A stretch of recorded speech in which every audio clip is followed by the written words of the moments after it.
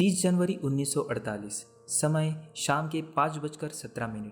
महात्मा गांधी नई दिल्ली में बिरला हाउस के पीछे लॉन पर एक प्रार्थना सभा के लिए जा रहे थे।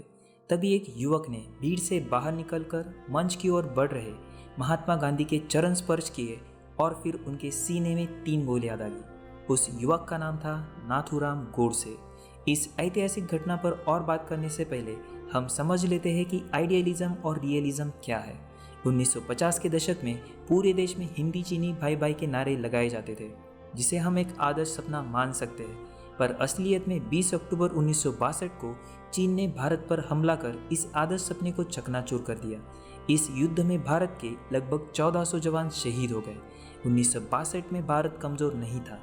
हार का महत्वपूर्ण कारण था असावधानी और तैयारी का अभाव। लेकिन इस हार से सीख लेकर भारत आज दुनिया की सेकेंड लार्जेस्ट फोर्स बना चुका है। दोस्तों, आइडियलिज्म और रियलिज्म का राजनीति से काफ़ी गहरा संबंध है। आइडियलिस्ट मतलब आदर्शवादी मानते हैं कि सिद्धांतों के अनुसार जीना संभव है और परफेक्ट जीवन या स्थिति को प्राप्त किया जा सकता है, भले ही वह पूर्णतः संभव न हो। पर रियलिस्ट मतलब यथार्थवादी दुनिया को वैसे ही देखते हैं जैसे कि दुनिया है। एक आदर्श दुनिया में विश्वास करना और पूर्णता प्राप्त करने की आशा रखना महत्वपूर्ण है, पर साथ ही में उसे हासिल करने की हद को समझना भी ज़रूरी है। 2 देश भाई भाई जैसा रहे, ये एक आदर्श परिस्थिति है। इसकी आशा रखने में कोई बुराई नहीं, लेकिन ये भी देखना ज़रूरी है कि जिसे हम भाई मानते हैं, क्या वो भी हमें भाई मानता है या नहीं। जहाँ हम भाईचारे की बात कर रहे थे, वही चीन युद्ध की तैयारी कर रहा था। राजनीति और धर्म के कई सारे आदर्श सिर्फ लोगों को बताने के लिए है। हमारे संविधान में लिखा है, भारत धर्मनिरपेक्ष देश है, पर क्या सचमुच सभी इलेक्शंस धर्मनिरपेक्ष तरीके से होते हैं? लगभग सभी धर्म शांतिप्रिय और दयालु होने की बात करते हैं, लेकिन अगर मैं किसी धर्म को हिंसक कहूँगा तो कल उसी धर्म के लोग मुझे मार मार कर समझाएंगे कि शांति और दया क्या होती है। आइडियलिज्म हमें एक उम्मीद देता है कि चीज़ें ठीक हो जाएगी, भविष्य उज्जवल है, लोग और सिस्टम अनिवार्य रूप से अच्छे हैं। लेकिन यह ध्यान रखना होगा कि कहीं हम भ्रम या अवास्तविक उम्मीदों की तरफ तो नहीं जा रहे। समय समय पर अपने आदर्शों से उभरना, वास्तविकता की जांच करना और अपने पैरों के नीचे की ज़मीन को महसूस करना ज़रूरी है।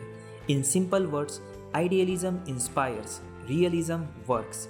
एक अच्छा लीडर इस बात को अच्छे से समझता है। 8 नवंबर 1949 गांधी हत्या के जुर्म में नाथूराम गोडसे और नारायण आप्टे को मौत की सज़ा सुनाई दी गई।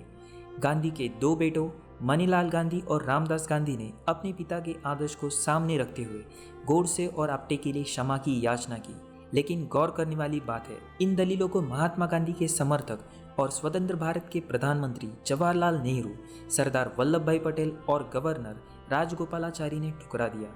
15 नवंबर 1949 नाथूराम गोडसे और नारायण आप्टे को अंबाला जेल में फांसी दी गई।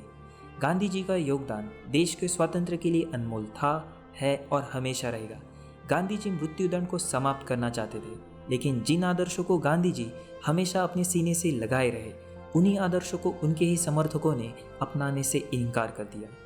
इटालियन फिलोसोफर निकेल मैकियावेली को दुनिया का सबसे विवादग्रस्त पॉलिटिकल फिलोसोफर माना जाता है। उसकी लिखी किताब द प्रिंस को चर्च ने कई सालों तक अवैध घोषित किया था।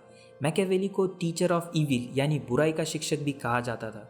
मानो या ना मानो, लेकिन भारत ही नहीं तो पूरी दुनिया के सभी पॉलिटिशियंस मैकियावेली को ही अपना गुरु मानते हैं। क्यों और कैसे, जानेंगे अगले वीडियो में।